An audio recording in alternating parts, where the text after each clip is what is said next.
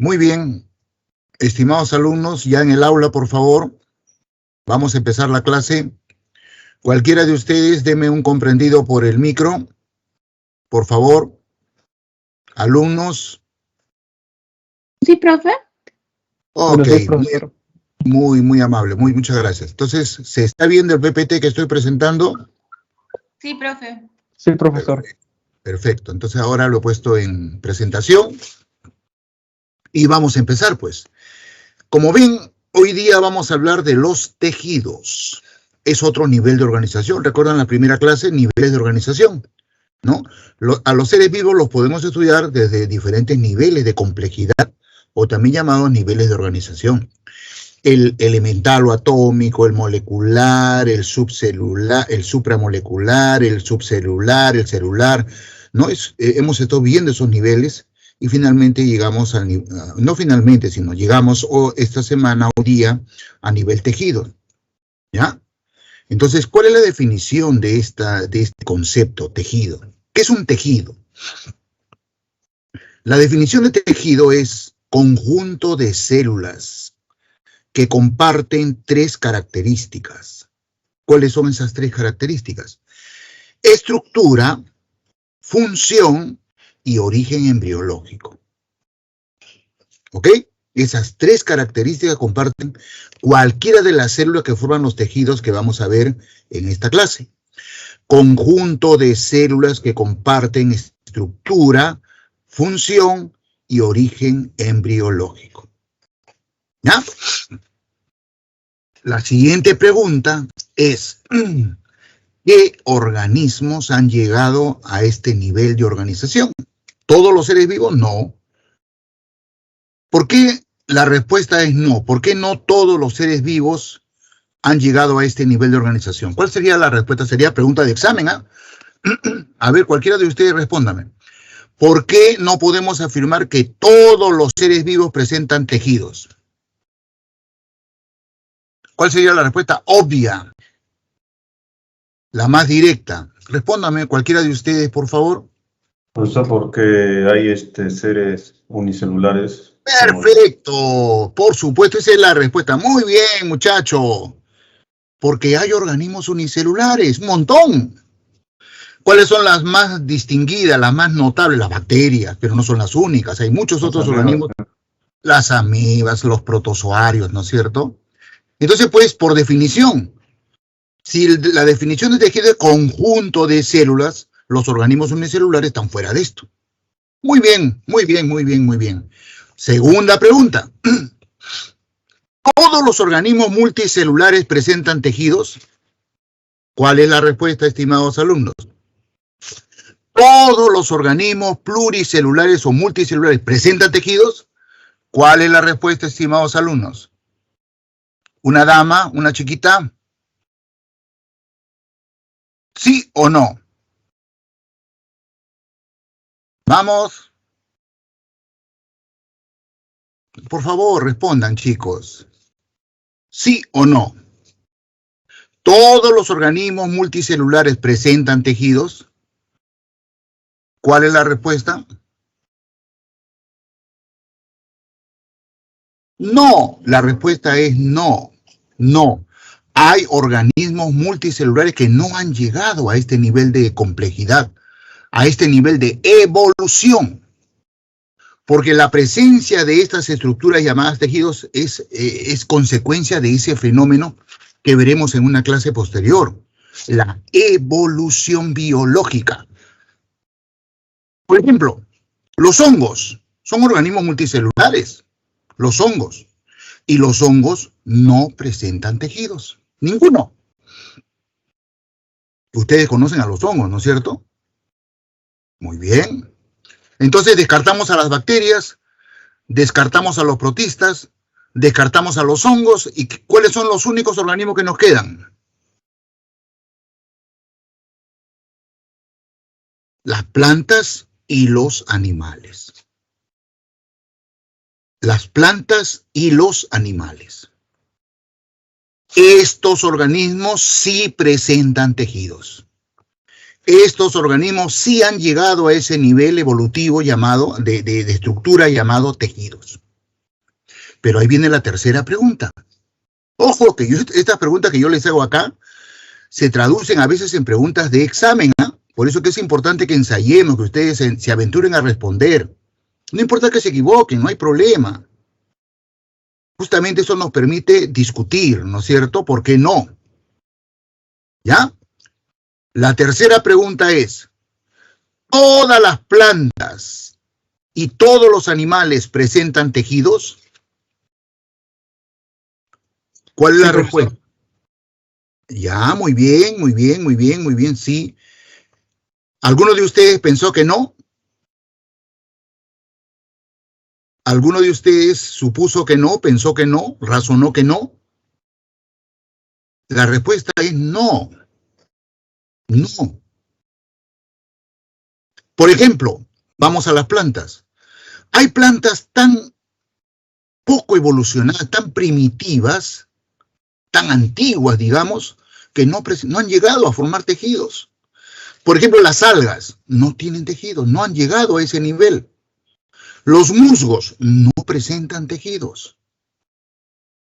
Los tejidos en las plantas aparecen desde las traqueofitas, los helechos, y plantas relacionadas a los helechos, para arriba, hasta las criptógamas, las fanerógamas, etc. En las plantas superiores se presentan los tejidos. Y en los animales igual. Los poríferos, las esponjas, no tienen tejidos, no han llegado a ese nivel. Los elenterados presentan esbozos de tejidos, no son tejidos reales. Los animales invertebrados más evolucionados ya presentan tejidos. Y por supuesto los vertebrados, mamíferos, aves, presentamos tejidos. ¿Ya? Es decir, ¿cuál sería la conclusión de esta discusión que les estoy haciendo como introducción al tema?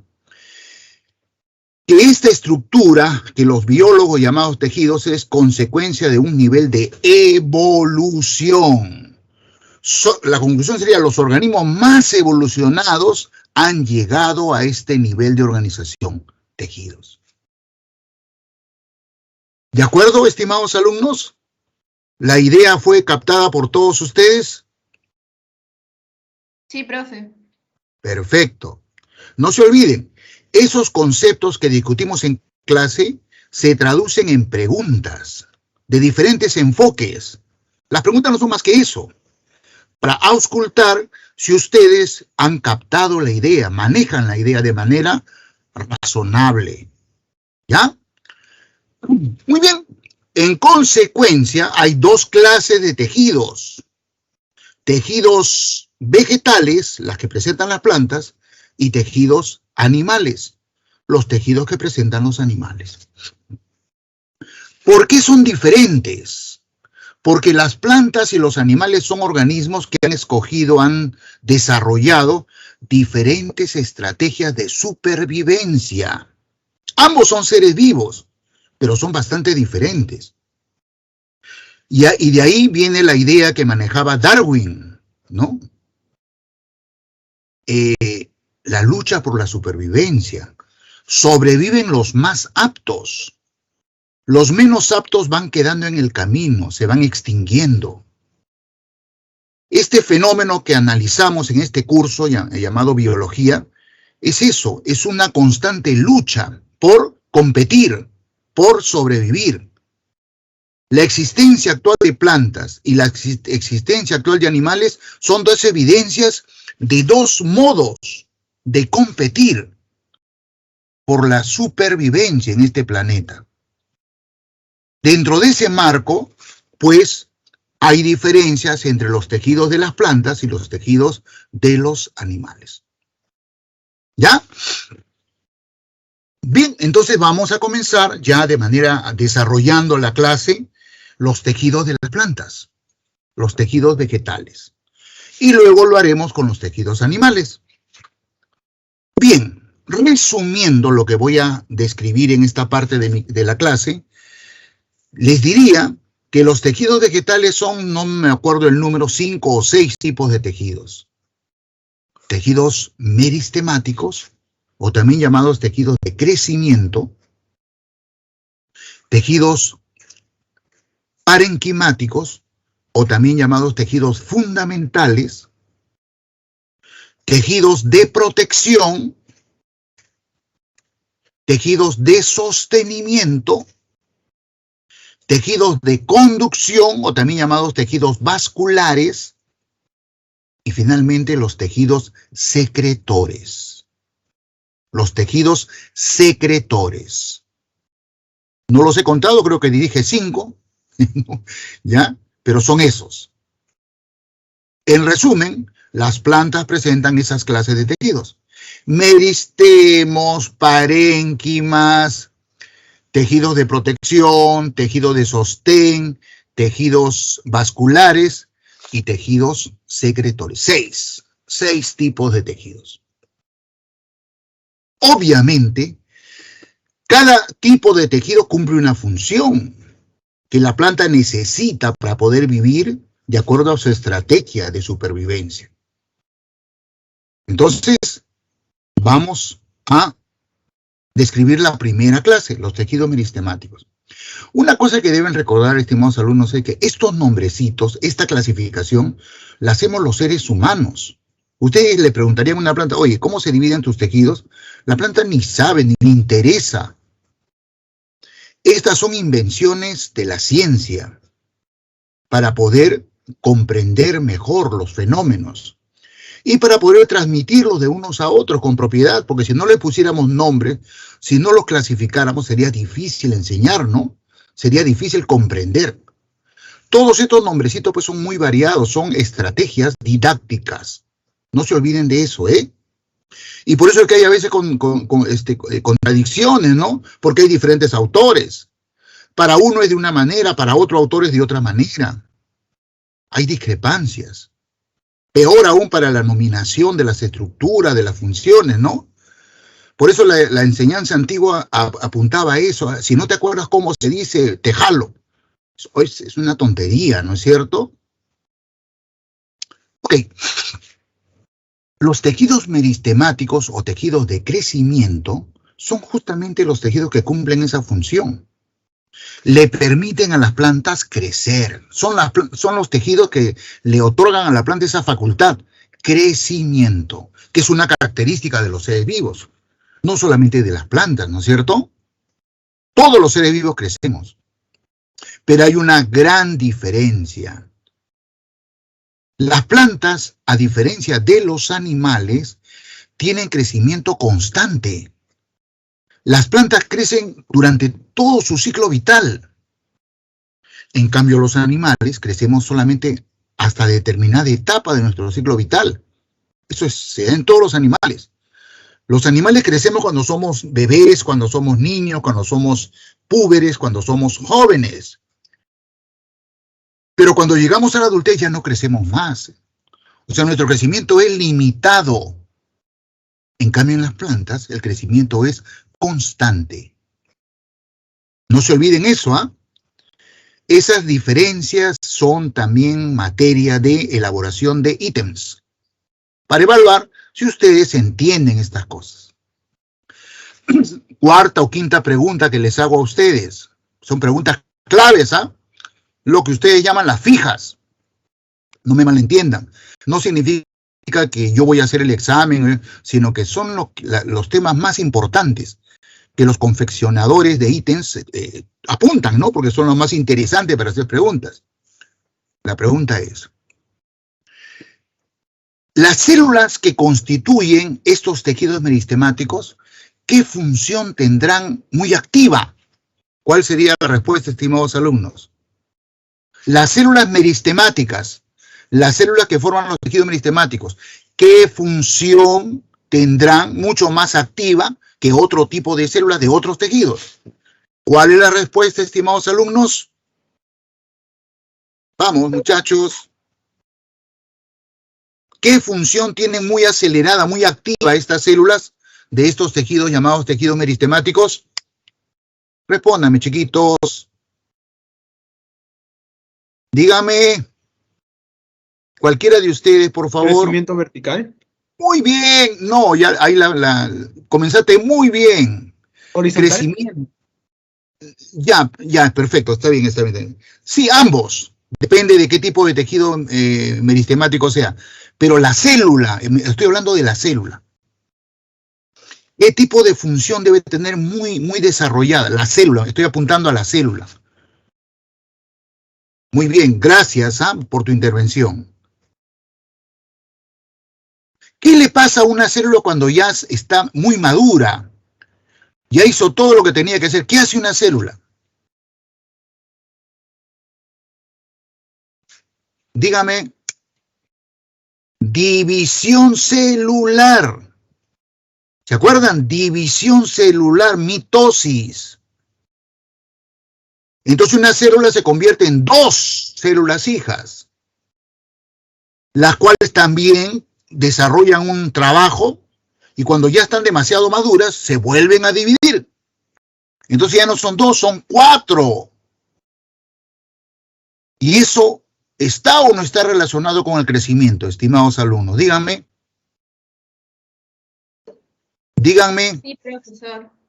Obvio. Estas células se dividen muy rápido, muy frecuentemente. Y si quieren ir más profundo, lo que está altamente activado en estas células es el metabolismo biosintético o anabolismo.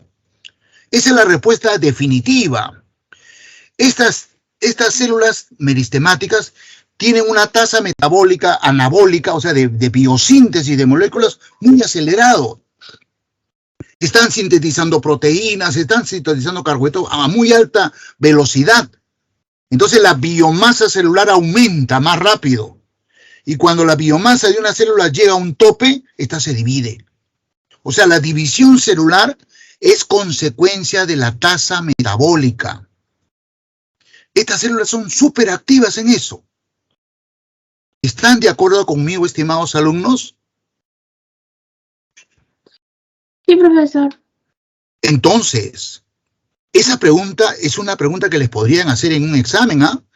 Sería una pregunta difícil, no sería una pregunta fácil, porque implica mucho razonamiento de ustedes.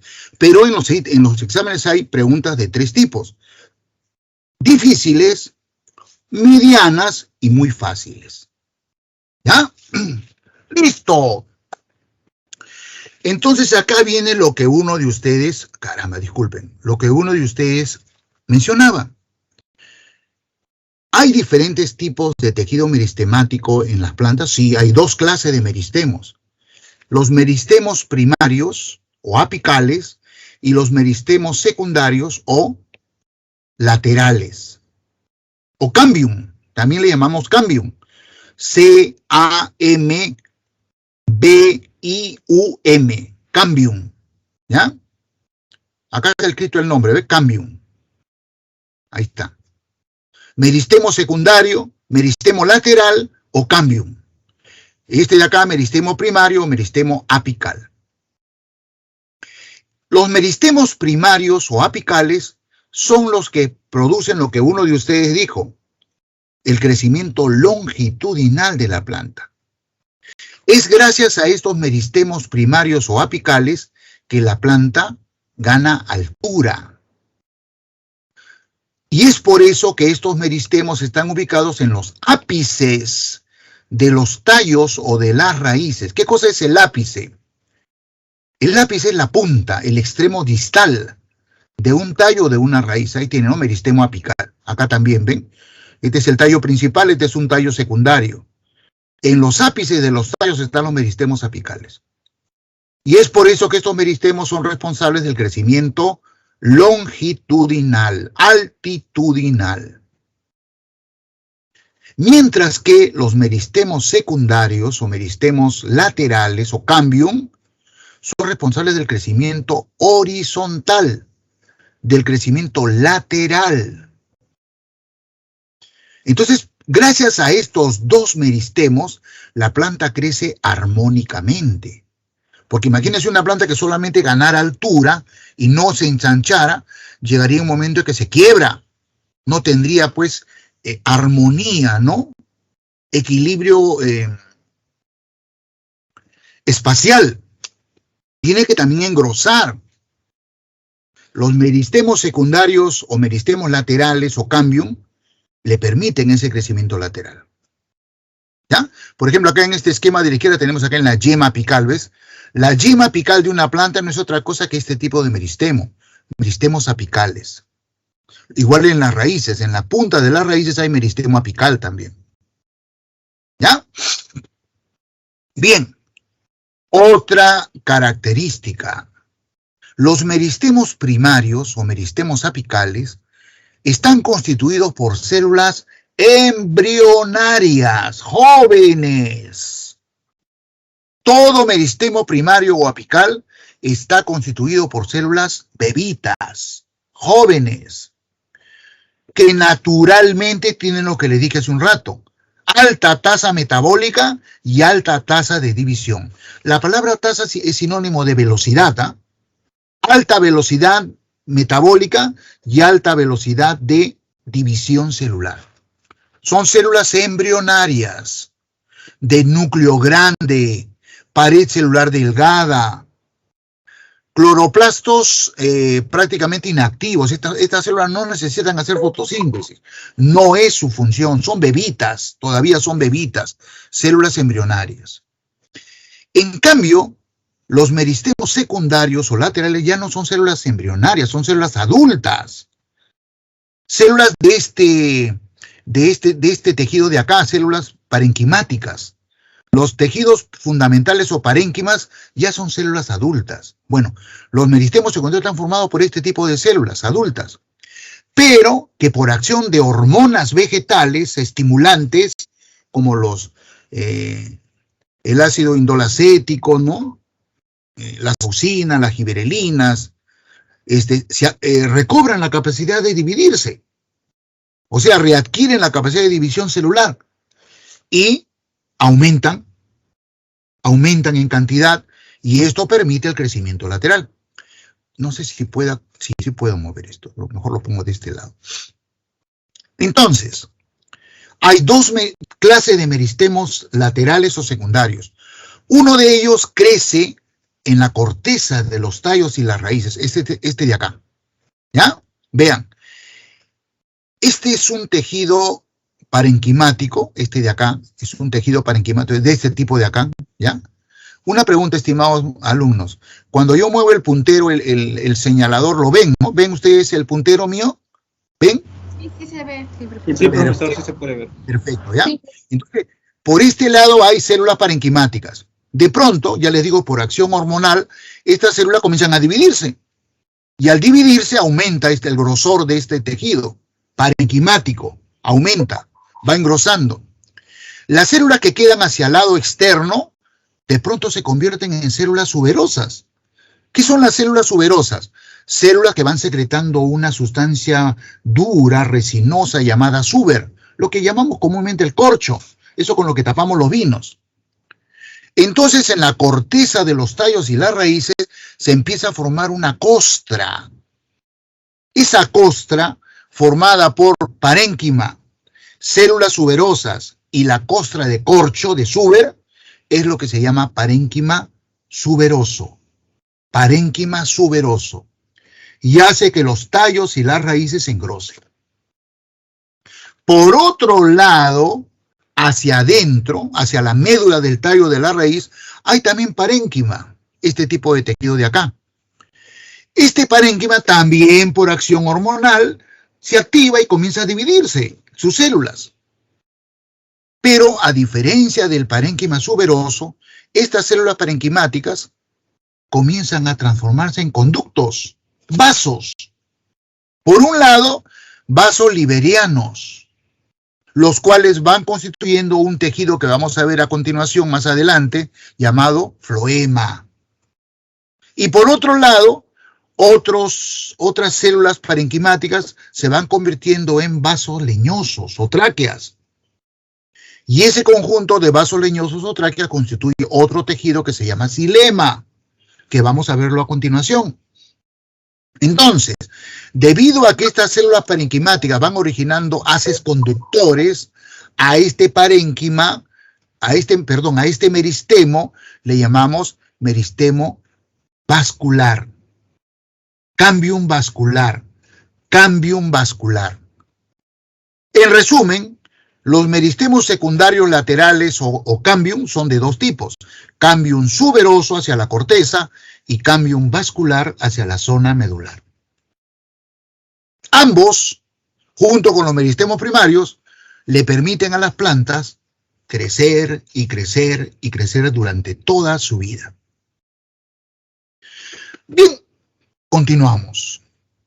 Aquí pasa que cuando muevo esto, no sé cómo era, cuando muevo esto, se desactiva.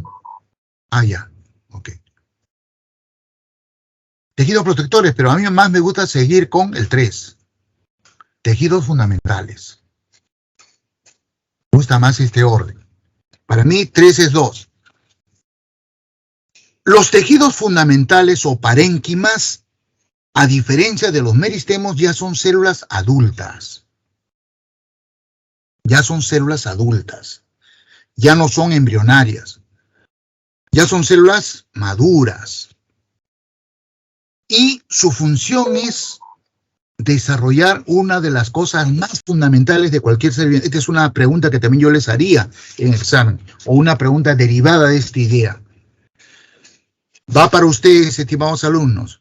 ¿Cuál creen ustedes, desde el conocimiento que tienen de los seres vivos, una de las funciones más básicas, más fundamentales de cualquier ser viviente, no solamente de una planta, de cualquier ser viviente, llámese bacteria, animal, planta, hongo? Vamos, muchachos, respóndame. Simple sentido común. Replicación de ADN. Es muy importante, indudablemente, la replicación del ADN, pero no es la más efectiva, la que te hace el día a día. Es como, por ejemplo, para un animal, ya va, te vas acercando más. Respiración. Si tú no respiras, te mueres. Pero hay otra, muchachos. La alimentación. Ya, va más cerca. Nutrición. Si no comes, si no reparas tu pérdida de energía, te mueres. Pero ¿cuál sería la más importante que todas las que han dicho? Metabolismo. ¡Basta, muchacho! Eso, metabolismo. Metabolismo. Cuando un ser viviente ya no tiene metabolismo, simplemente está muerto. El indicador de vida es el metabolismo. Una persona, por ejemplo, puede perder el latido cardíaco, puede no respirar, pero no está muerto aún. Sus células todavía tienen metabolismo. Cuando las células de una persona, de un animal o de una planta ya pierden su metabolismo, están muertas. Metabolismo. Por consecuencia, estimados alumnos, ¿cuál sería la función de estos tejidos en las plantas?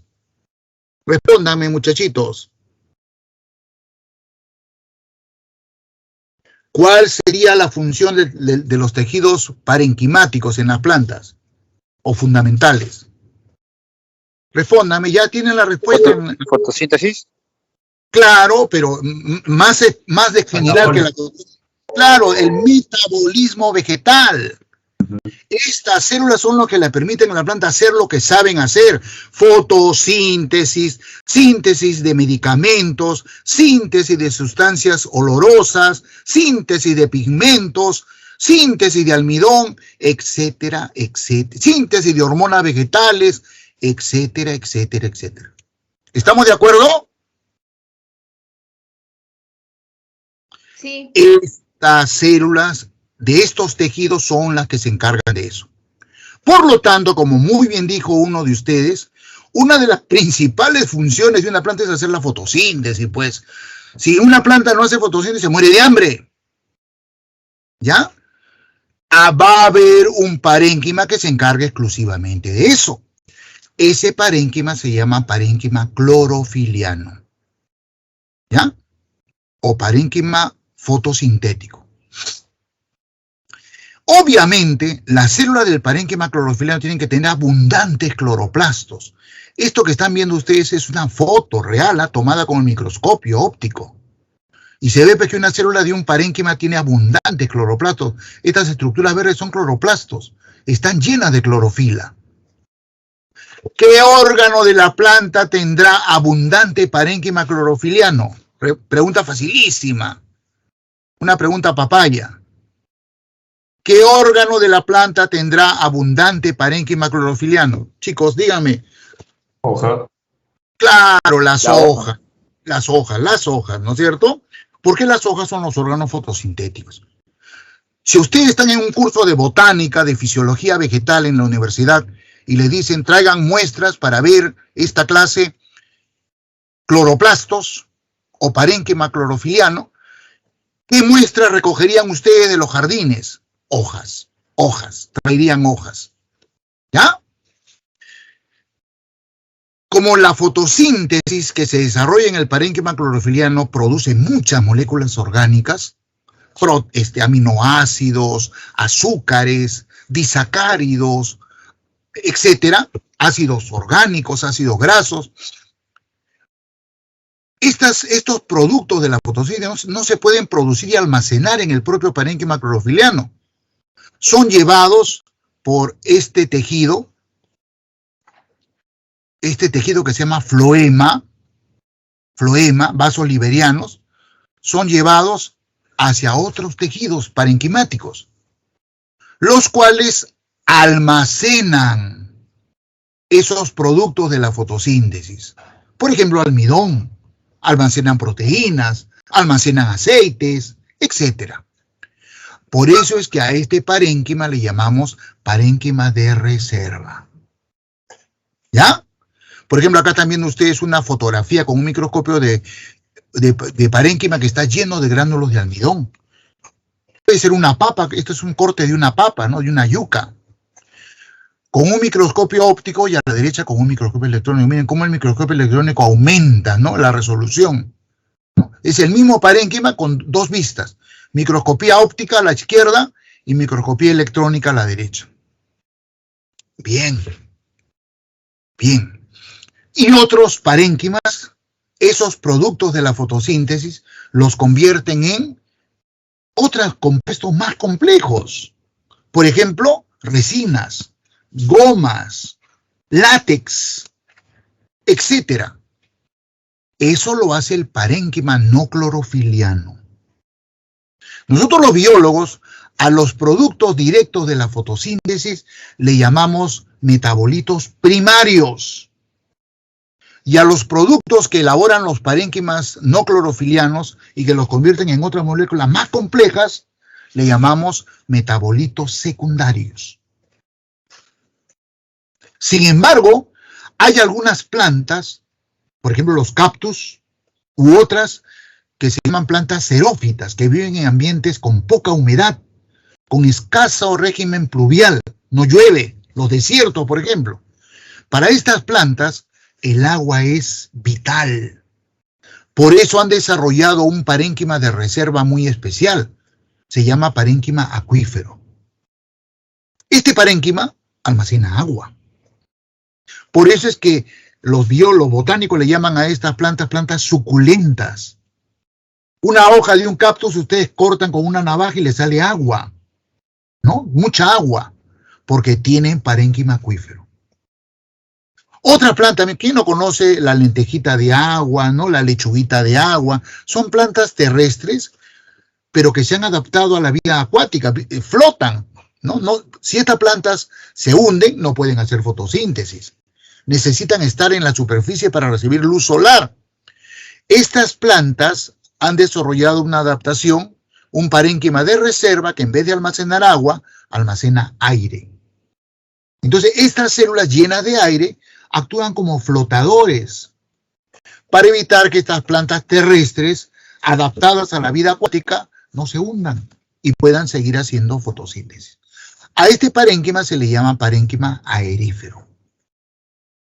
No se olviden entonces, tejidos fundamentales o parénquimas, ¿qué función desarrollan? Metabolismo vegetal. Ahora sí, tejidos protectores. Todas las plantas sus órganos, llámense tallos, llámense hojas, llámense flores, sépalos, pétalos, estambres, Todos sus órganos están cubiertos, forrados, vestidos de un tejido protector. ¿Ya? Necesariamente. Todo órgano vegetal está cubierto de un tejido protector. Justamente para protegerlo. ¿De qué se tienen que proteger las plantas, los órganos, a través de sus órganos? De muchas cosas. Se tienen que proteger de una presión que todo ser viviente la sufre, la presión osmótica. La presión osmótica es la presión que ejerce el agua sobre la membrana celular por diferencia de concentración de solutos a uno y otro lado de la membrana. Todos estamos expuestos a esa presión osmótica. Plantas como esta de acá, ¿no? O las algas, que sí son plantas realmente acuáticas, están sometidas a otra presión, la presión hidrostática, la presión que ejerce el agua sobre la membrana de las células. Las plantas terrestres están expuestas a los vientos, a la lluvia, a la nevada, a las fuerzas de golpe, de cizallamiento. Más, están expuestos a microorganismos fitopatógenos. ¿Qué son los organismos fitopatógenos? El término patógeno significa productores de enfermedad. Y el prefijo fito significa productores de enfermedad en plantas. Hay muchos microorganismos que infectan a las plantas y les producen enfermedades, como a nosotros los animales. Hay virus que producen enfermedades en las plantas. ¿Se acuerdan ustedes en la clase anterior que el primer virus descubierto fue el virus del mosaico del tabaco? Un virus fitopatógeno. Hay bacterias fitopatógenas. Hay hongos fitopatógenos. Hay parásitos fitopatógenos. Entonces la planta tiene que defenderse. Las plantas no han desarrollado lo que hemos desarrollado los animales, sistema inmunológico, células fagocitarias. No tienen eso. ¿Cuál es el único mecanismo de defensa que han desarrollado las plantas? Los tejidos protectores. La idea les queda claro, ¿no, estimados alumnos? Y otra pregunta de examen. Entonces, ahí va la pregunta. Las células que forman los tejidos protectores, ¿qué estructura deben tener reforzada? ¿Cuál es la respuesta, estimados alumnos? ¿La membrana celular? Membrana. Está cerca. Claro, chiquita, linda. La pared celular. La membrana no defiende, estimado alumno. La membrana es muy delicada. La pared celular. La pared celular. La pared celular de las plantas en general está constituido básicamente por un polisacárido que se llama celulosa. Pero a este polisacárido se le agregan otras sustancias. Hemicelulosa, pectinas, mananos y sobre todo una molécula, una macromolécula que es recontradura, lignina. Lignina. Entonces, obviamente, las células de los tejidos protectores van a estar adicionadas de estas moléculas para darle mayor resistencia mecánica. Esas son entonces las generalidades que les debo dar respecto a estos tejidos.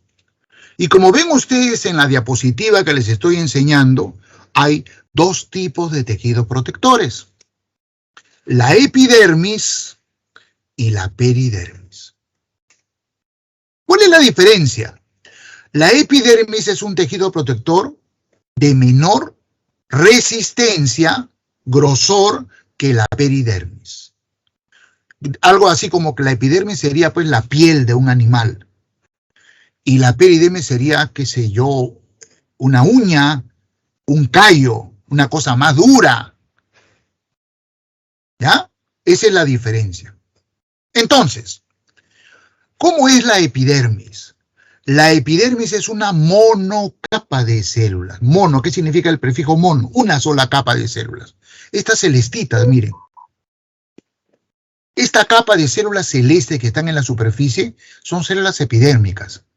Debajo de la epidermis ya hay tejido parenquimático o colénquima, tejido de sostén. Pero la capita de células, acá la han coloreado. Esta es una fotografía, esto no es un dibujo. Esta es una verdadera fotografía tomada con el microscopio. Es la epidermis, este es su nombre. Una monocapa de células. Y sobre las células epidérmicas hay una cubierta de color acá rojizo, ¿no? De color grosella, rojo. Se llama cutícula. Es una sustancia que se parece al plástico, impermeable. Cubre a todas las células epidérmicas, fíjense ustedes. Es como que si la planta pues, se hubiera puesto un abrigo de plástico. Y a ver, díganme ustedes, de acuerdo a su opinión, ¿por qué?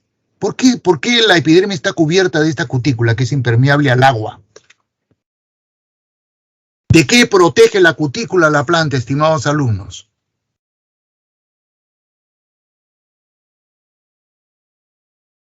De la deshidratación. Ustedes saben perfectamente que si un ser viviente se expone a los rayos del sol, ¿no? Va a sufrir deshidratación. ¿No? Entonces, los animales tenemos la capacidad de que cuando ya sentimos que el sol nos está afectando, pues nos movemos y buscamos sombra, porque si no vamos a sufrir un fenómeno que se llama insolación, que va acompañado de deshidratación, y podemos perder el conocimiento, ¿ah? Y hasta podemos morirnos. Pero la planta no puede moverse y está expuesta al sol. Por eso es que tiene esta capa de cutícula, para evitar la deshidratación. ¿Ya?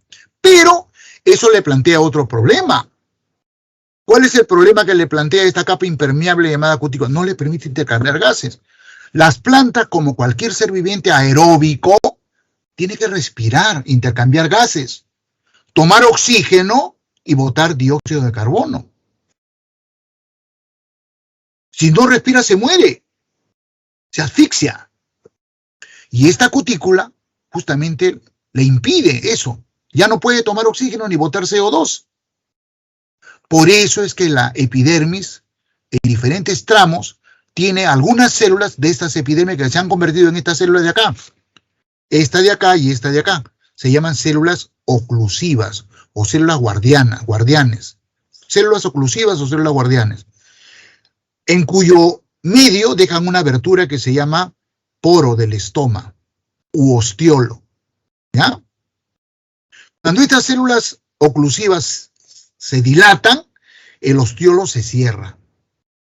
Y cuando estas células oclusivas se contraen, el ostiolo se apertura.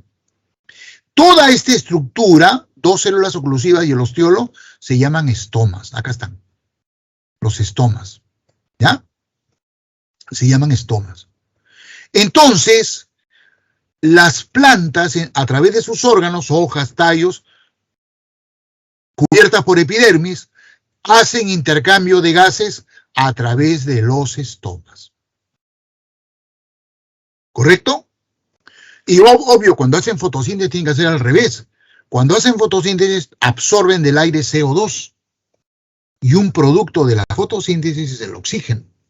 Pero cuando respiran, absorben del aire oxígeno y eliminan CO2. Lo contrario, a través de los estomas. Hablemos ahora, antes de pasar a la epidermis. ¿Está claro lo que estoy explicando, estimados alumnos? ¿Les queda claro, no? Dígame. Aló, aló, aló, aló, ¿estamos conectados? Sí, profesor. Muy bien. Hablemos ahora de la peridermis. Ya les dije, la peridermis es todo esto, ¿ven?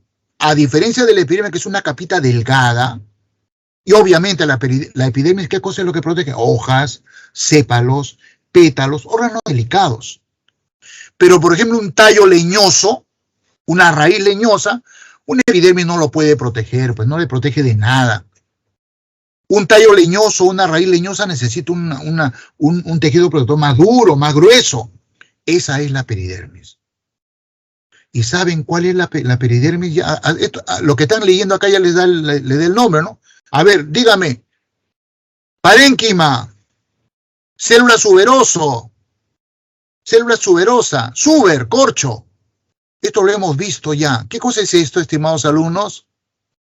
¿Qué es esto? Que acá le llaman peridermis.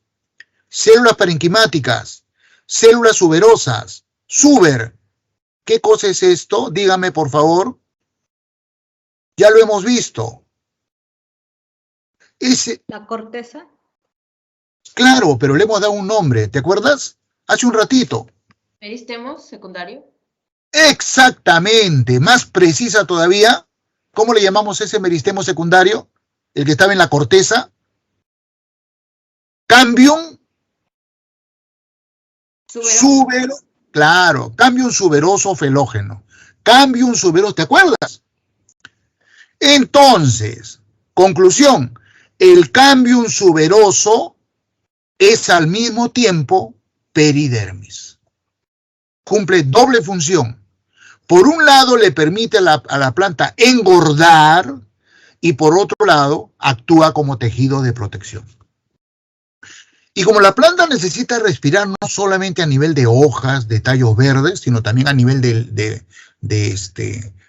raíces leñosas o tallos leñosos, en la peridermis, para reemplazar a los estomas, se han formado unos tubitos, unos canales, estos de acá, estos canalitos, como estos que usamos para bucear, snorkel se llama, ¿no? Para bucear, ¿se acuerdan? Que acá los biólogos le llamamos lenticelas. Vean que esto está lleno de lenticelas.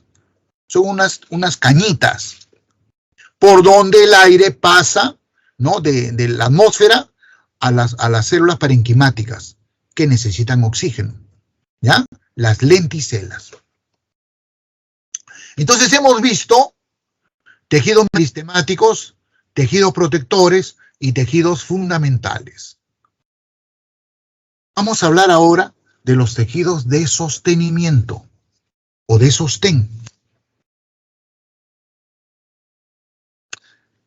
Estos tejidos, como su nombre lo indican, cumplen la función de sostener a la planta, oponerse a la fuerza de gravedad.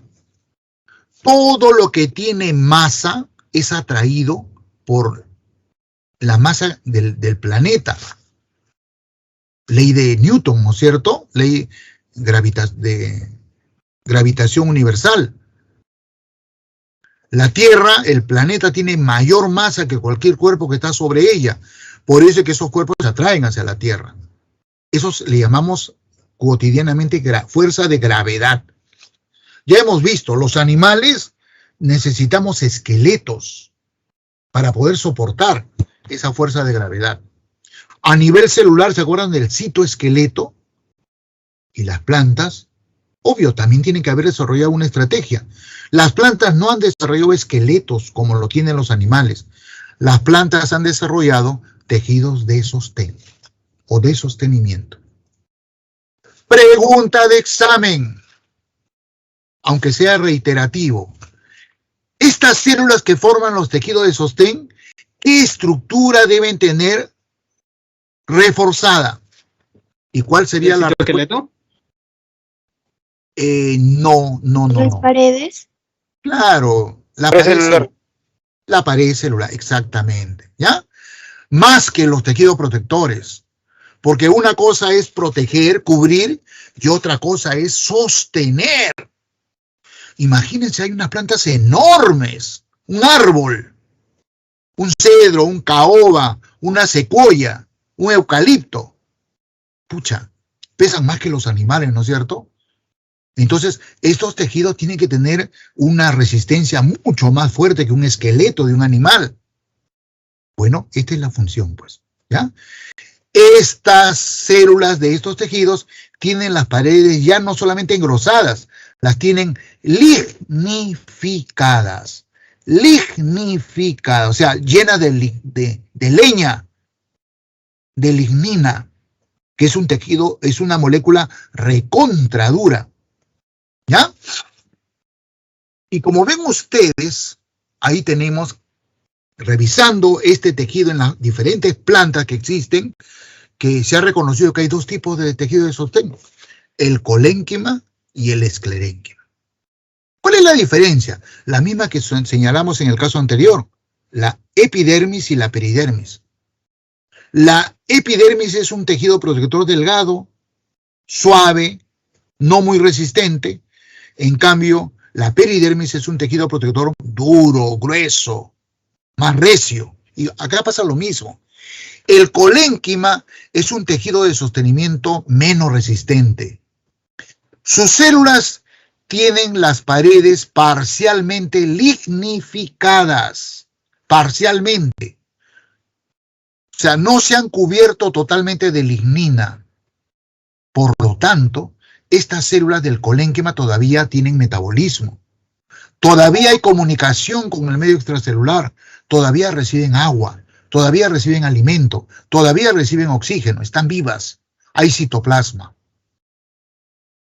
En cambio, las células del esclerénquima han engrosado, han lignificado sus paredes totalmente lignificadas.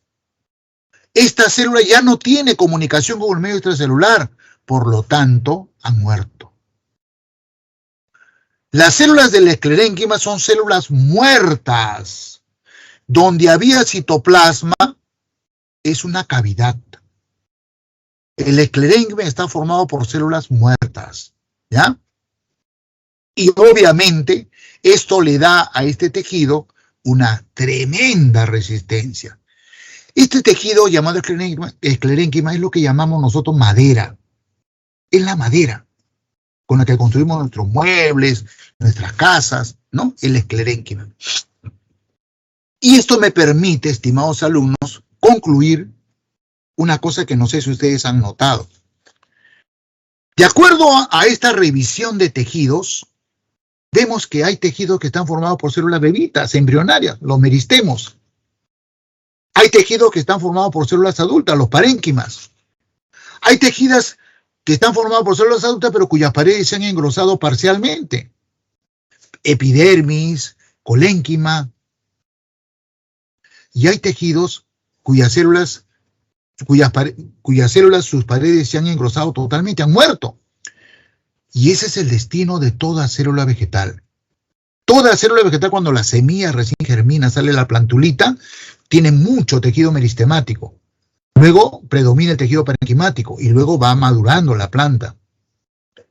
Toda célula vegetal aparece como célula meristemática, pasa a ser célula parenquimática, luego sus paredes se van engrosando y finalmente se engrosan totalmente y mueren. Ese es el destino de toda célula vegetal.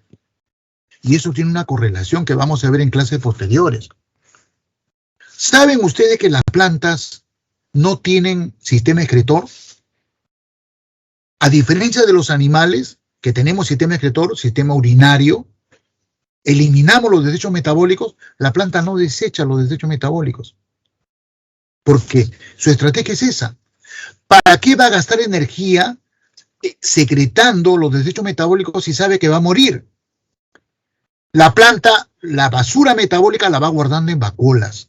Por eso es que recuerden, en una clase anterior discutimos, la célula vegetal tiene muchas vacuolas, bolsas de basura.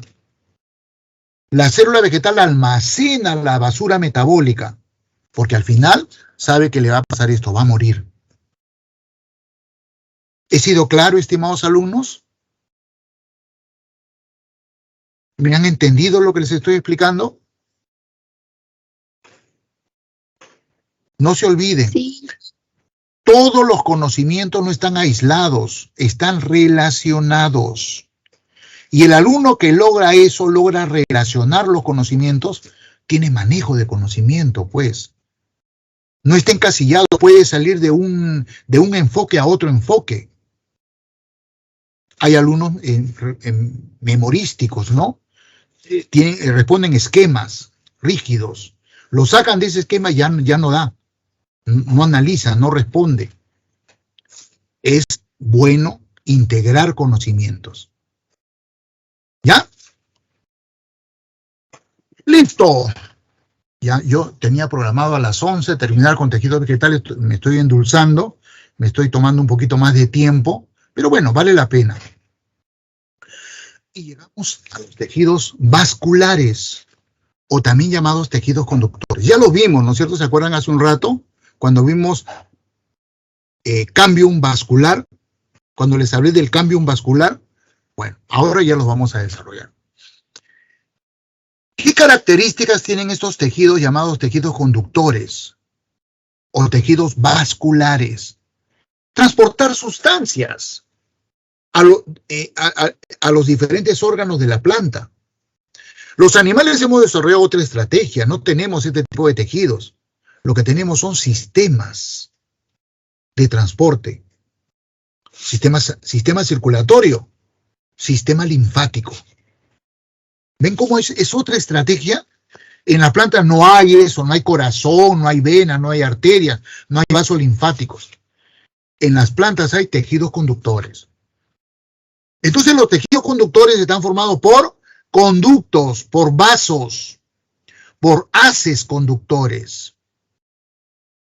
Y hay dos tipos de tejidos conductores: el floema y el xilema. Y vean ustedes, siempre el xilema se ubica al centro. Bueno, casi siempre, no siempre. Y rodeando al xilema está el floema. ¿Ya? Eso se llama cambium vascular, sistema vascular. Generalmente el xilema se ubica en la parte medular y el floema rodea al xilema. Eso se llama sistema vascular o cambium vascular. Y recuerden ustedes que los haces conductores del xilema y los haces conductores del floema se originan del parénquima. Cambium vascular, ¿se acuerdan? Bien. ¿Cuál es la diferencia entre el xilema y el floema? La diferencia está que en el xilema, los haces conductores, esto que estamos viendo acá, son huecos, son tubos huecos. ¿Qué pasó? Estas células parenquimáticas, de pronto, sus paredes se comenzaron a lignificar, o sea, a llenar de lignina. Cada vez más, hasta que finalmente se cerraron completamente. Muy parecido a esto, muy parecido al esclerénquima. A estas células parenquimáticas se le fue lignificando las paredes hasta que finalmente se cerró completamente. Lógicamente esa célula parenquimática murió, ya no tiene citoplasma, se convirtió en un hueco. Entonces una célula de estas se une a otra y esta a otra forman un tubo hueco. Ese tubo hueco se llama vaso leñoso. Vaso leñoso.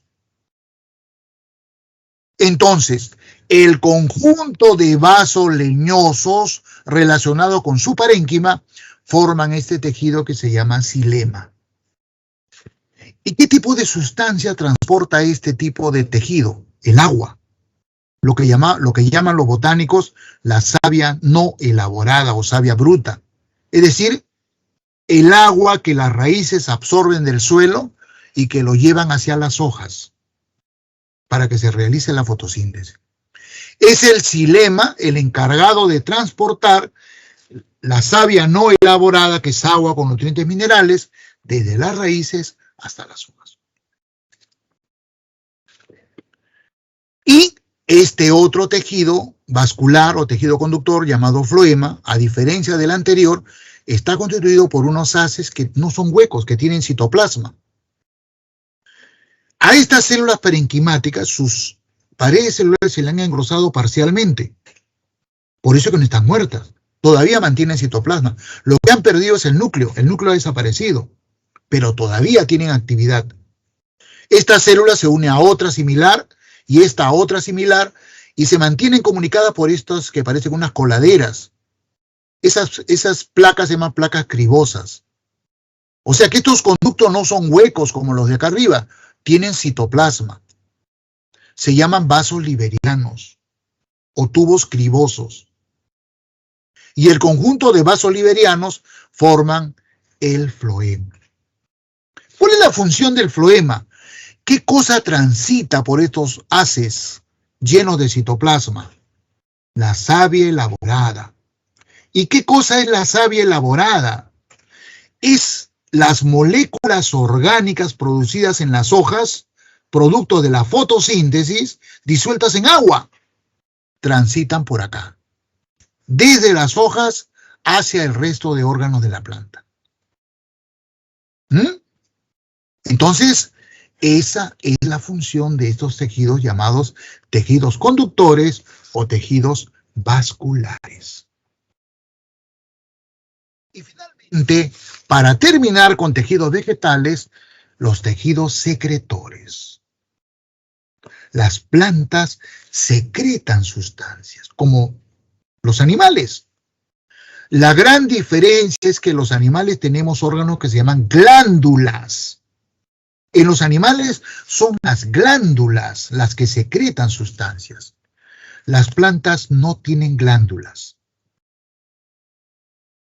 En reemplazo de las glándulas, las plantas han desarrollado tejidos secretores. Son unidades de células que construyen moléculas a partir de los metabolitos primarios con diferentes estrategias de supervivencia. Por ejemplo, a nivel de flores hay unas estructuras, unos tejidos secretores llamados nectarios. Estos nectarios secretan sustancias orgánicas, ¿no?, elaboradas por las células de estos nectarios, que les sirven de alimento a muchos animalitos invertebrados. Algunos aves pequeñas también se alimentan de néctares.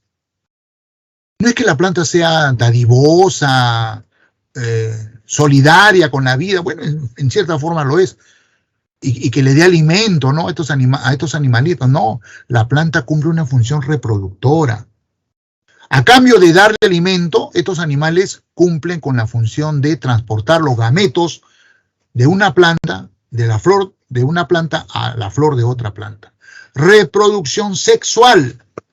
Las plantas no pueden copular. Una planta se enamora de otra y no puede moverse para tener cópula con otra, como hacemos los animales. Las plantas han desarrollado, dado que son sésiles, ¿no?, sedentarias, no tienen movimiento, no tienen motilidad, esta ingeniosa estrategia para lograr su propósito: fecundarse mutuamente mediante la polinización. Otros tejidos secretores son los pelos glandulares. ¿Quién de ustedes no ha cogido una hojita de una planta? Por ejemplo, en los jardines de Lima hay mucho geranio, o cualquier otra planta, una menta, un anís. Habrán visto que la hojita tiene unos pelitos blanquitos. Si ustedes frotan esos pelitos así con un poquito de fuerza, van a ver que se rompen y sale un aroma típico de la planta que han escogido.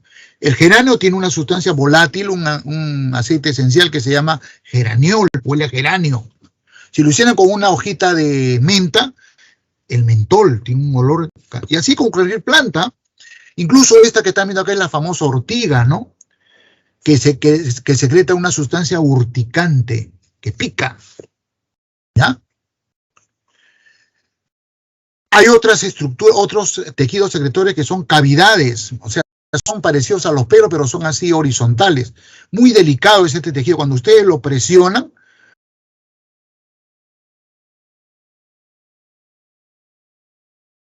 igualito que los pelos glandulares, secretan, sueltan aceites esenciales, sustancias de pequeño peso molecular, volátiles, olorosas generalmente.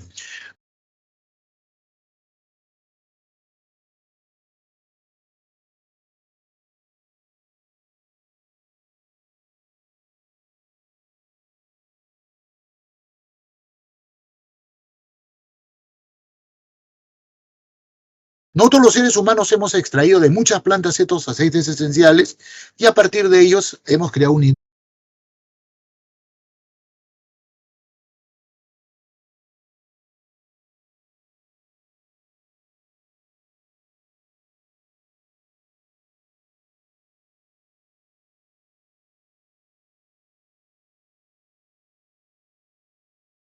industria, perfumes.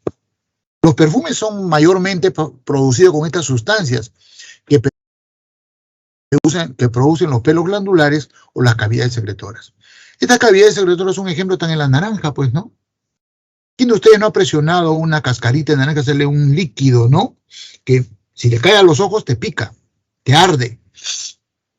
Y algunas plantas, por ejemplo, como la planta del caucho, a nivel de tallos leñosos, tiene unas estructuras, unos tejidos secretorios que se llaman tubos laticíferos. Vean usted cómo está goteando ese látex. A partir de este látex de esta planta se produce el caucho. Bueno, antiguamente, cuando no había la industria del petróleo, el caucho para las llantas de los carros se fabricaba con esta sustancia vegetal. Pero luego la industria petroquímica vio que era mucho más económico, más barato, producir caucho a partir de el crudo de petróleo. Entonces esta industria del caucho decayó. ¿Quién no conoce la sangre de grado? Es también una planta de tallo leñoso que secreta un látex de color rojizo, por eso sangre de grado, que tiene propiedades cicatrizantes, ¿no? Listo, muchachos. Con eso terminamos los tejidos vegetales. Entonces, en 30 minutos máximo, le voy a hacer los tejidos animales. ¿Quedó claro? Los tejidos vegetales. Sí, todo claro. Perfecto. No solamente mi gran amiga, mi alumna, los alumnos también, todos. ¿Para todos les quedó claro? Sí, profesor. Sí, Y no se olviden de que cuando tengan una duda, no duden, me preguntan, ¿ya? Me cortan. Listo. Como ven ustedes en la diapositiva que les estoy presentando, los tejidos animales son de 4 clases. Epitelial, conjuntivo o conectivo también se le llama, muscular y nervioso. 4 clases de tejidos animales.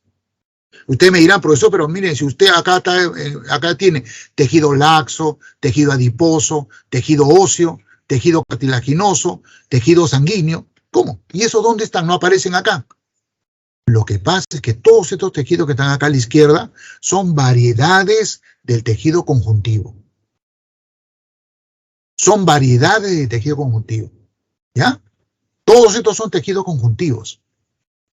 El tejido conjuntivo o tejido conectivo es uno de los más versátiles, los más variados.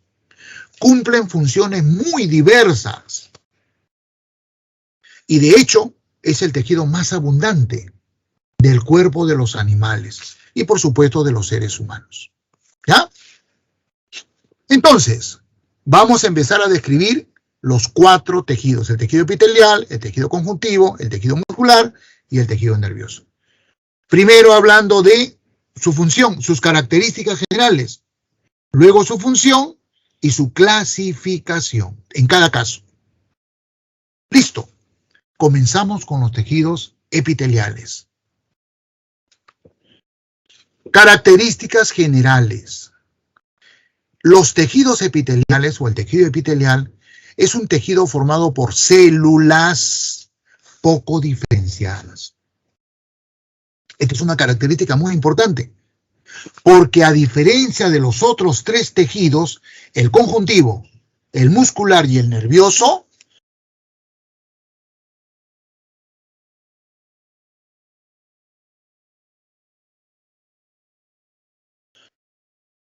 están formados por células muy diferenciadas. En el caso del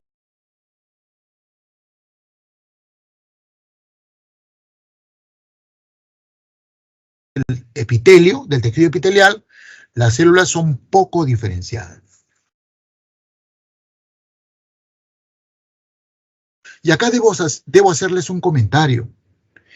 Ese término, diferenciación, diferenciadas, diferenciación, es un término muy importante en biología, que aún hoy en día, con el avance que ha tenido la ciencia en general y la ciencia biológica en particular, no está totalmente aclarado.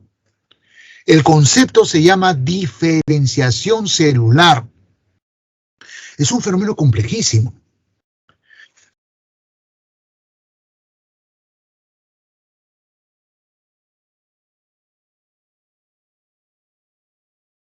diferenciación celular es un fenómeno biológico mediante el cual una célula embrionaria, que en el caso de la célula animal no se llama meristemo, sino se llama célula mesenquimatosa.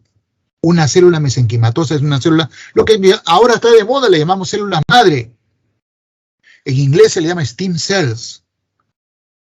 Célula embrionaria es una célula bebé. Esas células embrionarias o stem cells tienen la capacidad de convertirse en cualquier célula. Se pueden convertir en una neurona, o en una célula muscular, o en una célula epitelial, o en una célula conjuntiva, en cualquiera de sus diversidades. ¿Qué es lo que determina que una célula embrionaria se convierta en tal o cual o X célula? Eso se llama diferenciación celular. Y no está claramente establecido. Se sabe bastante, pero no se ha dilucidado completamente. ¿Ah? Es un tema que está en pleno ataque de investigación. ¿Ya? Bueno, estas células epiteliales se caracterizan porque ese proceso de especialización no se ha llegado a un nivel extremo. Están medianamente diferenciadas, comparándola con las células conjuntivas, las células musculares y las células nerviosas. ¿De acuerdo? Otra característica nos ayuda el esquema. Miren, una célula está muy unida a otra célula. Muy unidas. Eso es una característica de las células epiteliales. Están bien unidas.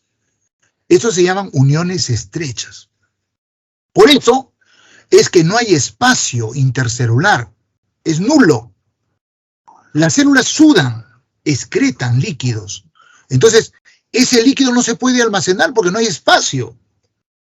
Las células necesitan oxígeno, necesitan agua, necesitan nutrientes. ¿Quiénes le traen nutrientes a las células? Los vasos sanguíneos. No, pero los vasos no pueden entrar acá, no hay espacio. Por eso es que las células del epitelio, las células epiteliales, siempre están sobre esta membrana, esta que está acá abajo, de color, yo lo veo naranja, ¿no? Medio rojito. Esta membrana se llama membrana basal o lámina basal. A esta membrana basal sí le llegan los vasos sanguíneos y los vasos linfáticos.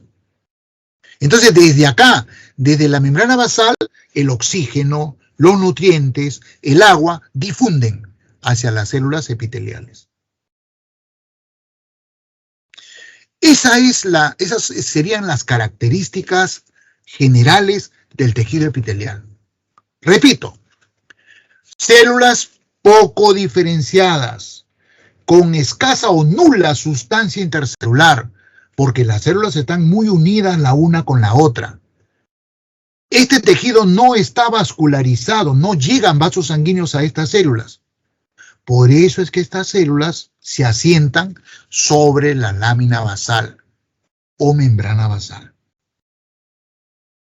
¡Listo! ¿Qué funciones cumple el tejido epitelial? ¿Para qué los animales han desarrollado esta clase de tejidos? Número 1, protección. Todo órgano animal, todo órgano de los animales siempre está cubierto por un epitelio. Siempre. Los biólogos, los médicos, los veterinarios, a estos epitelios que cubren los órganos le llamamos mucosas. Mucosas. Deben haber escuchado ustedes hablar de eso, ¿no? Mucosa gástrica, mucosa intestinal, mucosa oral, mucosa bucal, ¿no? Mucosa. Mucosa respiratoria, que ahora está de moda porque el virus COVID-19 está infectando estas células mucosas del tracto respiratorio. Bueno, mucosas. Protección. Revestimiento. ¿Ya? Asociado a esta función de protección está la función de absorción. A través de este epitelio de revestimiento que cubre los órganos, las células de los órganos absorben sustancias, absorben oxígeno. Transporte transcelular. Es a través de este epitelio de revestimiento que se produce transporte de moléculas a través de estas capas epiteliales. Entonces, estos epitelios de revestimiento, así se llaman, creo que acá están, ¿no? Estos epitelios de revestimiento, ¿no? Cubren esta función: protección, absorción y transporte transcelular. ¿Ya? Vamos a analizarlo.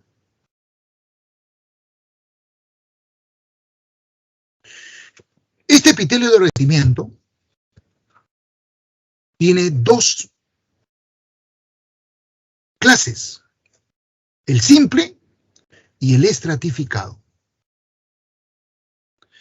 ¿Cuándo se dice que el epitelio de revestimiento es simple? Cuando está formado sobre la lámina basal por una sola capa de células. ¿Ven ustedes este? Tiene una sola capa de células. Este también, pero miren, la forma de las células es diferente. En este primer dibujo, la monocapa son células aplanadas, tienen poca altura. En la segunda imagen, las células son un poquito más altas, parecen cubos.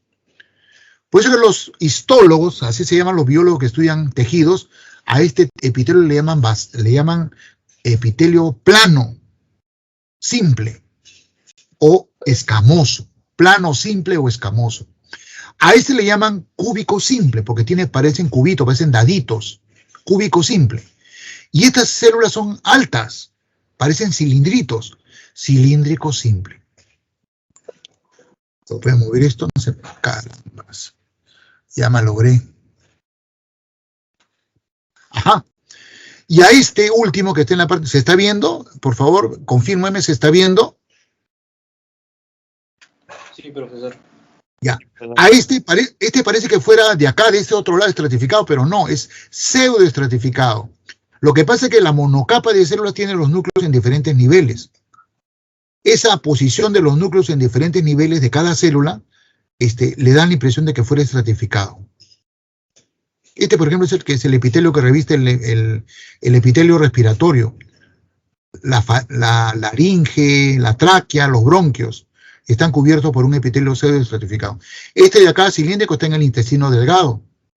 Este está en los conductos secretorios de las glándulas salivales, ¿no?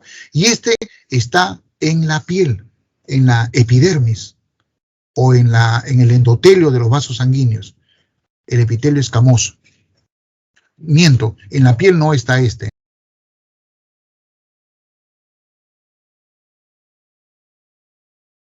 En la piel no está este. Es una mentira que les he dicho. Este está en el epitelio que cubre los vasos sanguíneos.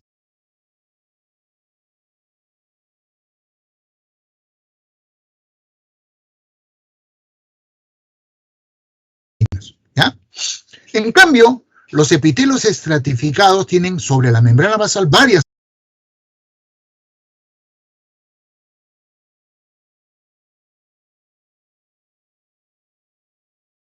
capas de células. También se le llama epitelios compuestos. Epitelio compuesto o estratificado. Y este es epitelio simple o no estratificado. Entonces acá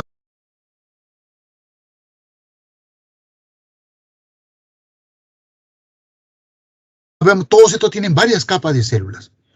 Estos epitelios toman nombre por la capa apical. Cuando la capa apical es plana, es epitelio estratificado plano. Cuando la capa que está en la superficie es cúbica, epitelio estratificado cúbico, como este de acá, ¿no? O este que es transicional. Este es el epitelio que, por ejemplo, que cubre la vejiga. Cuando la vejiga está vacía de orina, es así. Y cuando la vejiga se va llenando de orina, las células se van jalando, se van extendiendo y parece plano, ¿no? Es entonces transicional, ¿ya? Bueno, pero no estamos en una clase de histología, sino general. Este epitelio de revestimiento, no se olviden, cumple con estas tres funciones: protección, absorción y transporte transcelular. Al lado derecho tenemos este otro epitelio, el epitelio glandular.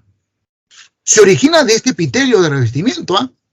Durante la formación embriológica, algunas células de estas del epitelio de revestimiento se meten adentro del tejido conectivo y se convierten en células secretoras. Comienzan a secretar sustancias. Estas células que quedaron en el camino forman el conducto de secreción. Entonces, esto se ha convertido en una glándula, glándula exocrina. Toda glándula que tiene conducto de secreción es una glándula exocrina, como las glándulas salivales, como las glándulas sudoríparas, como las glándulas mamarias, glándulas exocrinas. Se originan del epitelio de revestimiento, pero mantienen su contacto con el epitelio que les dio origen, a través del conducto de secreción. Esta es la parte secretora de la glándula. Pero hay otras glándulas que nacen de acá arriba, nacen del epitelio de revestimiento, pero finalmente se independizan. Pierden esta conexión, este conducto. Estas glándulas ya no secretan sus productos por un conducto de secreción, sino directamente a la sangre. Estas se llaman glándulas endocrinas.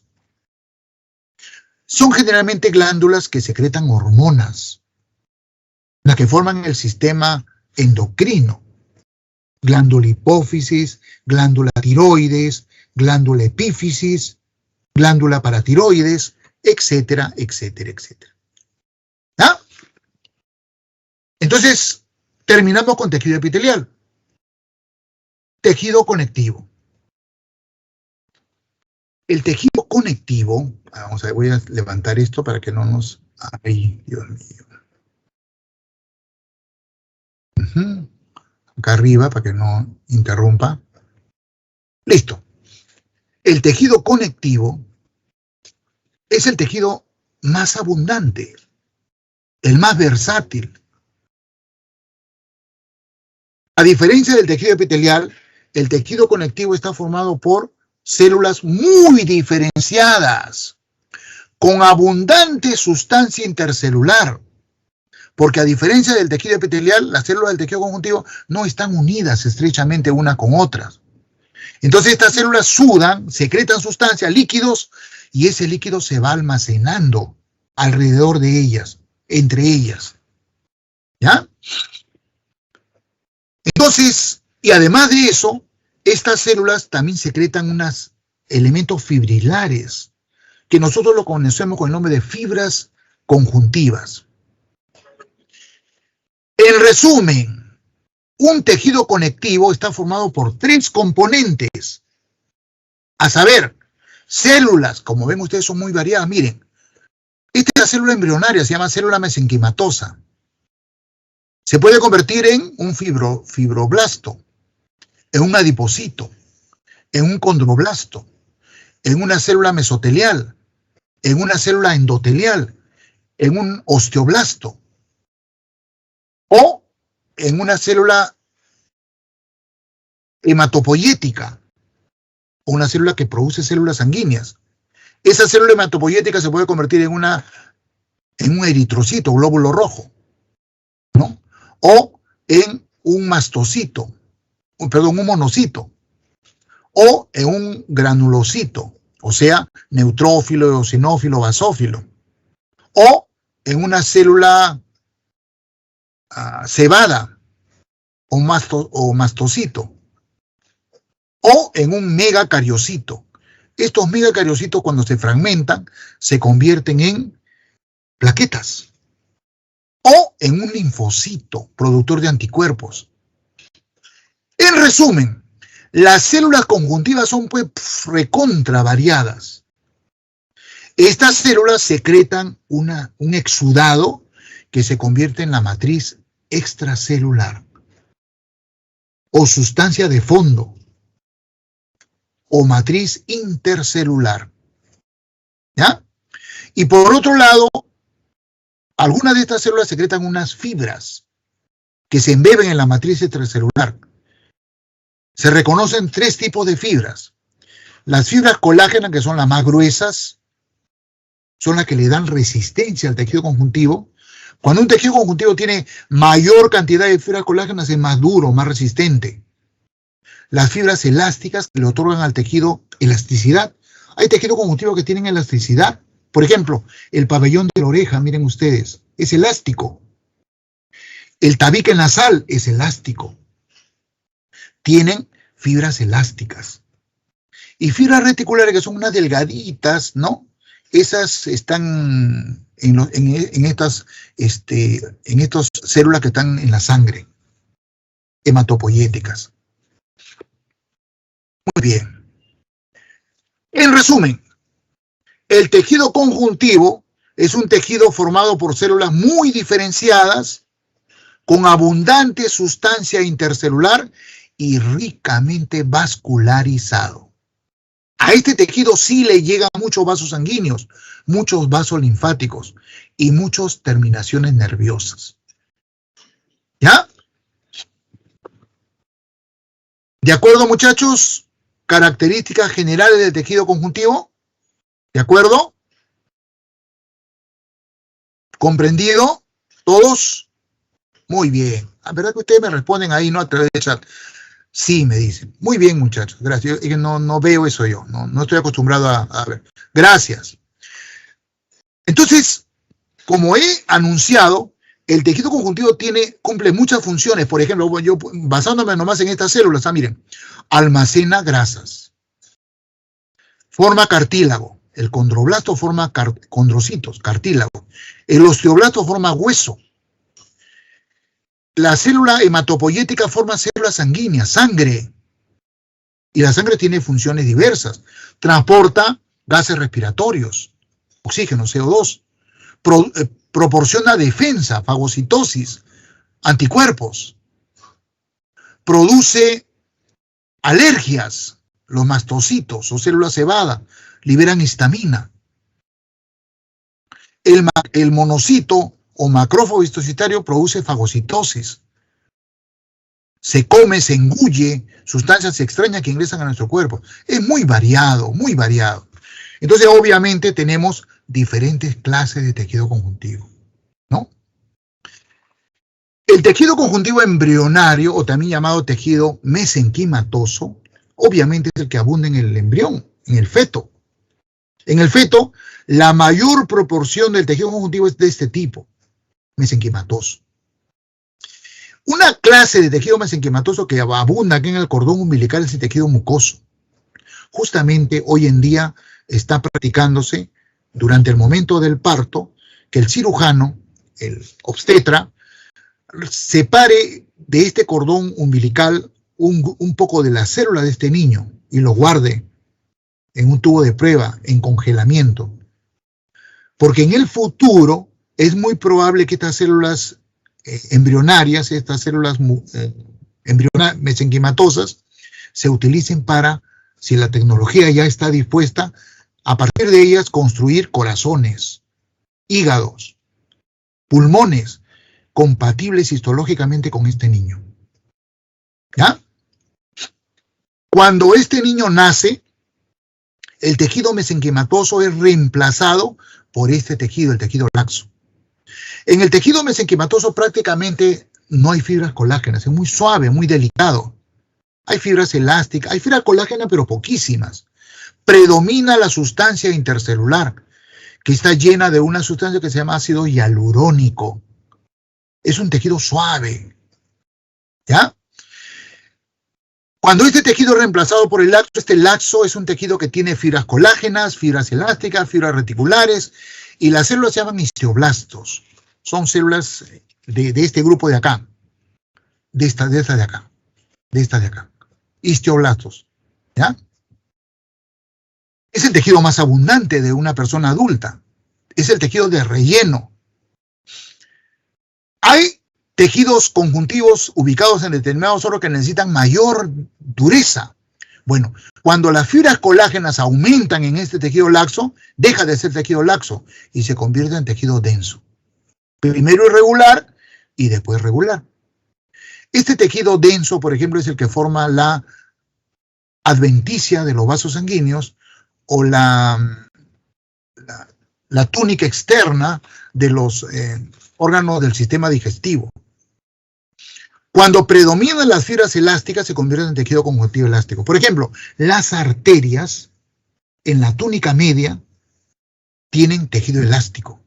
Mucho tejido elástico de este tipo. Porque como la sangre sale con fuerza del corazón, las arterias tienen que tener elasticidad, porque si fueran rígidas se podrían romper. Y la rotura de una arteria produce la muerte inmediata de la persona o del animal. Por eso es que la túnica media de las arterias tienen mucho tejido de este tipo, elástico, donde las fibras conjuntivas son las fibras elásticas, las fibras predominantes. Bueno, y podría decirles, si a un tejido denso se le aumenta mayor cantidad de fibras colágenas, se convierte en tejido fibroso. Ese tejido que forma la aponeurosis del músculo. ¿Quién de ustedes no ha comido una carne de un animal, una res vieja, y ha visto que la carne tiene unas cosas blancas, ¿no? Un tejido blanco. Ese es tejido fibroso, conjuntivo fibroso, con abundantes fibras colágenas. ¿Ya? Y ese tejido fibroso se puede convertir en tejido tendinoso, el tendón. Es tejido conjuntivo tendinoso que une el músculo con el hueso. Llegamos a los tejidos ya mucho más modificados. Algunas células histoblásticas se convierten en células adiposas. Células que almacenan grasa. Los animales no tenemos aceites, almacenamos grasa. Entonces básicamente hay dos tipos de grasa, la grasa blanca y la grasa parda. La grasa blanca es la común, la que tenemos las personas, ¿no? Que todas, pero los gorditos tenemos más cantidad de esta grasa. Y la grasa parda es la que tienen todavía los niños, ¿no? En la parte dorsal. Esto ya luego es reemplazado por grasa blanca. Pero los animales que invernan, ¿no? El oso pardo, el oso polar, tienen abundante de este tejido adiposo, ¿no? Pardo. Tejido cartilaginoso, los condroblastos, vimos hace un rato en un esquema, van secretando una sustancia que se llama condroproteína, con muchas fibras colágenas. Eso hace que esa sustancia, esa matriz extracelular se convierte en una sustancia sólida que se llama cartílago. Entonces ese condroblasto, cuando queda atrapado dentro de la matriz sólida llamada cartílago, se deja de llamar condroblasto y se llama condrocito. ¿Ya? Hay tres tipos de cartílago. El hialino, que es el más delicado, como por ejemplo el que acompaña al hueso hioides, ¿no? El cartílago elástico, el del pabellón de la oreja, el tabique nasal, y un cartílago duro, parece casi hueso, como el de los discos intervertebrales. Otro tejido muy modificado es el óseo. Los osteoblastos van secretando sustancias, la oseína o osteocalcina, es una proteína muy dura, muchas fibras colágenas. En este caso, las fibras colágenas comienzan a tomar formas así de círculos concéntricos. Los biólogos, los anatomistas, los morfólogos le han llamado a esos sistemas de Haber, ¿no? Y muchas sales de calcio, fosfatos de calcio, carbonato de calcio, todo eso se mezcla y forma una sustancia dura que nosotros le llamamos hueso. ¿Ya? Así se forma el tejido óseo. Entonces, el osteoblasto, debido a todo eso que secreta, se convierte en osteocito cuando queda atrapado dentro de la sustancia intercelular dura, hueso. Y hay otras células que se llaman osteoclastos que van destruyendo el hueso. Este juego de osteoblastos, osteoclastos y osteocitos hacen que los huesos pues, sean tejidos vivos, se renuevan constantemente. Y finalmente, para terminar con tejido conjuntivo, tenemos el tejido sanguíneo. El tejido sanguíneo es un tejido conjuntivo muy curioso, donde la sustancia intercelular o matriz extracelular se ha convertido en una sustancia totalmente líquida, que le llamamos plasma. Y las células conjuntivas se han convertido en las células sanguíneas, o elementos formes de la sangre. Glóbulos rojos, glóbulos blancos, plaquetas. Cuando los histólogos, los hematólogos, sacan sangre de una persona, le aplican una sustancia, unas que se llama anticoagulante, como la heparina, como el citrato de sodio, ¿no? Centrifugan esa sangre, la meten a un aparato que se llama centrífuga, se ve que precipitan los glóbulos rojos, que son los más pesados, en el fondo, los glóbulos blancos y plaquetas quedan encima de los glóbulos rojos, y encima queda un líquido que se llama plasma. ¿Ya? Ahora, si nosotros sacamos sangre de una persona y no le aplicamos un anticoagulante, la dejamos simplemente que quede así, la sangre coagula. Se forma un coágulo, un trombo, donde están atrapados glóbulos rojos, plaquetas y glóbulos blancos, y una parte líquida, que ya no le llamamos plasma, sino suero sanguíneo. ¿Ya? Y acá tienen ustedes toda la gama de células, ¿no? Glóbulos blancos, granulocitos, eosinófilos, basófilos, neutrófilos, monocitos, linfocitos, etcétera, etcétera, etcétera. Bien, tejido muscular. Características generales. El tejido muscular está formado por células muy diferenciadas, pero muy diferenciadas. Se han especializado básicamente en una función, la contractibilidad. La función para la cual viven estas células del tejido muscular es contraerse. Y al contraerse, lo que permiten es que el músculo se contraiga. El músculo es la unión de todas las células musculares. Y al contraerse el músculo, que está asociado a órganos, por ejemplo, al tejido óseo, al esqueleto, hace que el esqueleto se mueva. Es gracias a este tejido que los animales ostentamos una cualidad que no la tienen otros organismos: movimiento. Ni las plantas, ni los hongos cuentan con esa característica. Los animales sí. Y eso se lo debemos al tejido muscular. La pregunta es, ¿y por qué estas fibras se contraen? Perdón, estas células se contraen. Porque estas células están llenas de, claro que toda célula lo tiene, ¿no? Pero en estas células son muy abundantes, los miofilamentos. ¿Se acuerdan esos filamentos contráctiles del citoesqueleto? Los filamentos de actina, de miosina, acá son recontraabundantes.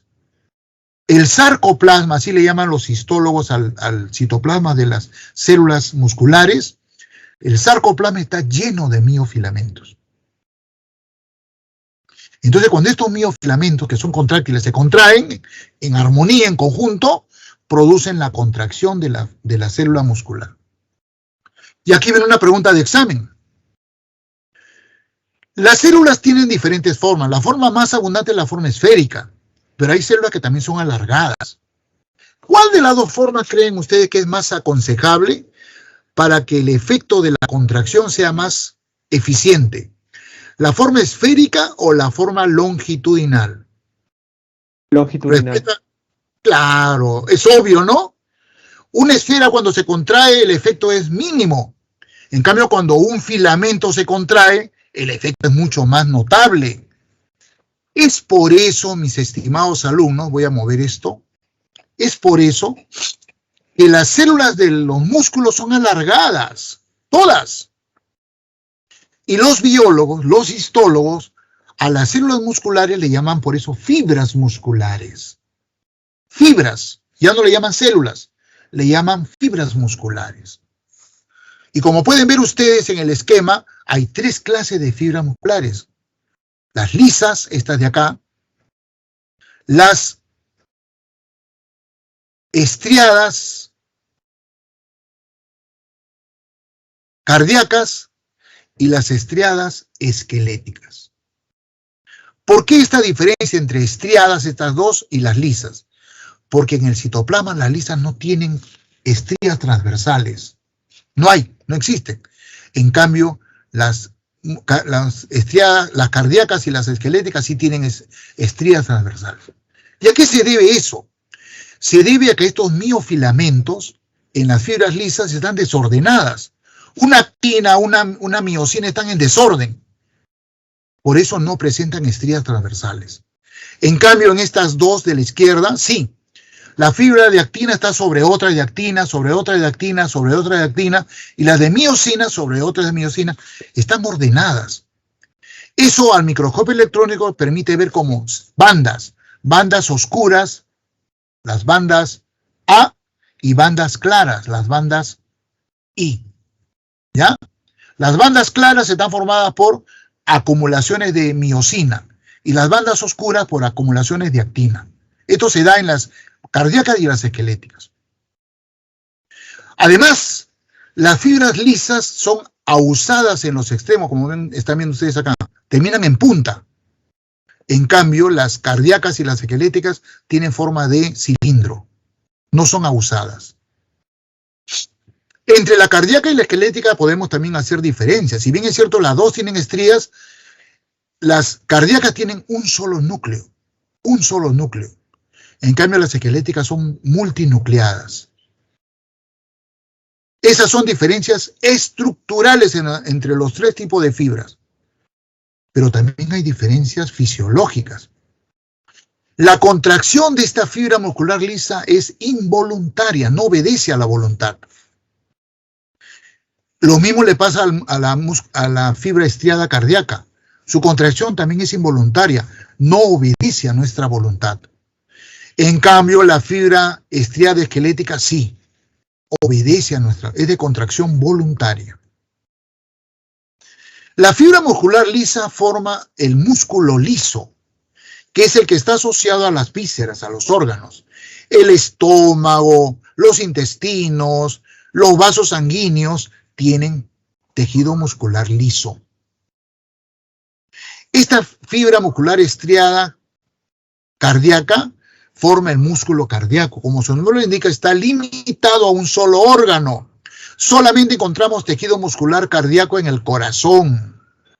En ningún otro órgano hay este tejido muscular. Y el esquelético, como su nombre lo indica, está asociado al esqueleto. ¿Ya? Tres tipos de músculo. Músculo liso, músculo cardíaco y músculo esquelético.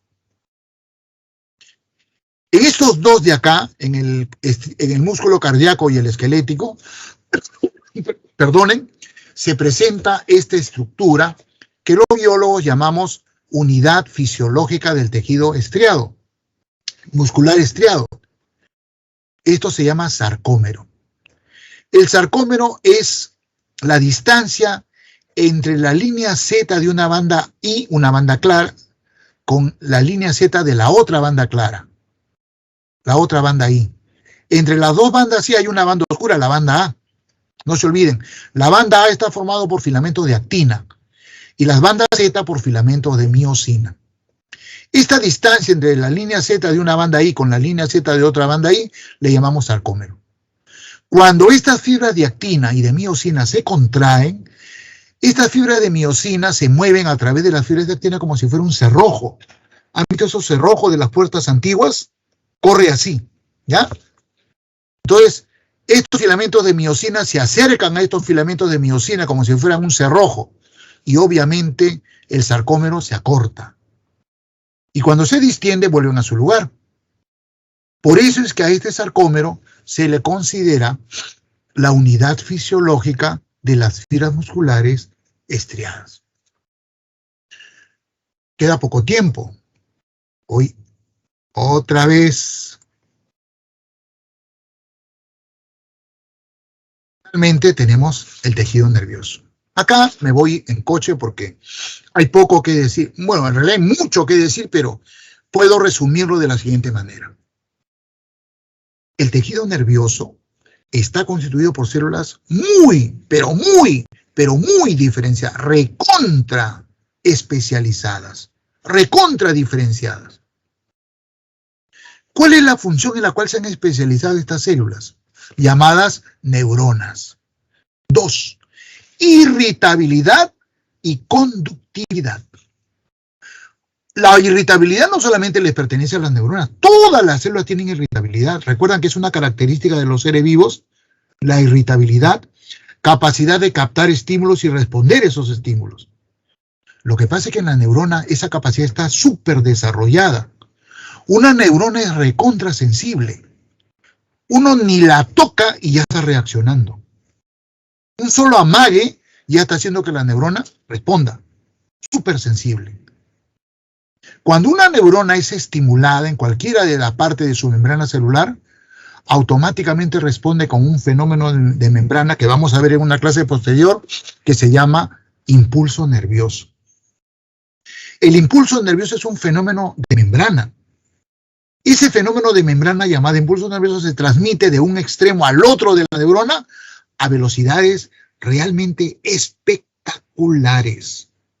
A ver, buscando una analogía, se ha observado que en una neurona de mamífero, la velocidad con la cual se mueve el impulso nervioso es 200 metros por segundo. Imagínense ustedes.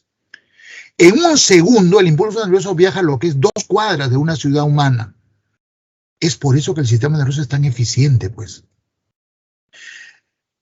La neurona tiene diferentes formas. Esta es una de las formas más características, ¿no? El soma, el cuerpo, estas ramas que se llaman dendritas, una rama gruesa que se llama axón o eje neuronal y que termina en una ramita que se llama telodendrón, ¿no? Telodendrón. Pero hay diferentes formas. Estas células, si bien es cierto, son muy especializadas en captar estímulos y responder, produciendo impulso nervioso, han perdido capacidades. No se saben sostener, no se saben alimentar, menos defender, son muy inútiles en otros aspectos, pero recontra útiles en lo que saben hacer. Es por eso que a estas células en el tejido nervioso se le han adicionado unas células que se originan en el tejido conjuntivo. Son una familia de células llamadas células de glía o neuroglias. Todas estas células son originariamente conjuntivas. Abandonan el tejido conjuntivo y se van a vivir con la neurona y forman el tejido nervioso. Dentro de la neuroglia tenemos a los oligodendrocitos, ahí lo ven, ahí ven un esquema, ¿no? Las células ependimarias, las células de Schwann, la microglia y los astrocitos. Por ejemplo, los oligodendrocitos y los astrocitos, como ven ustedes en el esquema, su función es sostener. ¿Ven cómo está? Esto está sosteniendo el axón, ¿no? También de pasadita las alimentan a las neuronas. Las células ependimarias también soportan y alimentan. Las células de Schwann cubren, ¿no?, al axón, constituyendo la famosa mielina de las fibras mielínicas. La microglia es una célula fagocitaria, es un macrófago, fagocita. Obviamente su función es defensa del tejido nervioso, de los órganos del sistema nervioso. Bueno, listo, muchachos.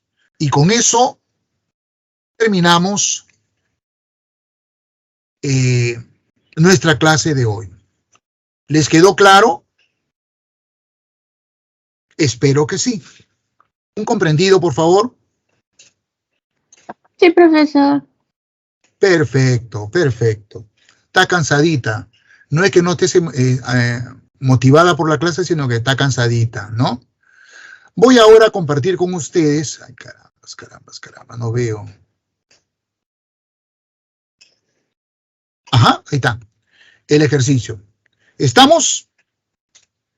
¿Estamos, muchachos? ¿Viendo el ejercicio? Ya.